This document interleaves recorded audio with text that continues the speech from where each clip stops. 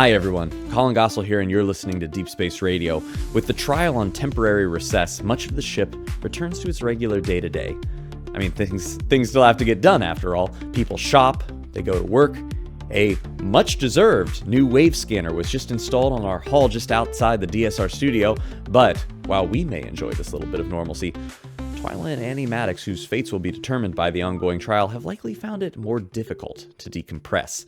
Following the conclusion of today's proceedings, the pair remained in the legal chambers for quite a while, quietly talking. Once the chambers were completely empty, they were approached by Father Leuvenhorn of the Celestial Direction, who sat by their console for about a half hour. I later asked him what they spoke about, and he had this to say.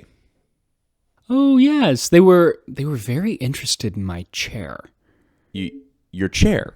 You should know, Colin, I'm very knowledgeable about the history and design of furniture. We discussed it at length. It was very refreshing.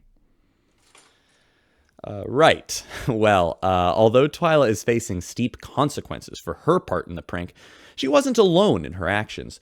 I recently received this statement from teenager Mercury Theed of Deck 7, friend of the show, and the other half of the self-labeled Danger Gang.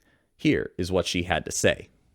I don't know why everyone's getting Twila in so much trouble. Screwing up the lifts wasn't even her idea. It was mine, which I'm proud to admit because it was hilarious. And now you're all taking it like way too seriously.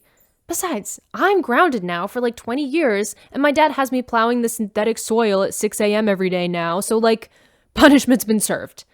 You think my dad's gonna let something like this go down again? You know him, right? Indeed, we do, Mercury. When reached for comment, Bradley Theed, Mercury's father, and head of the Passenger Activism Association, had this to say.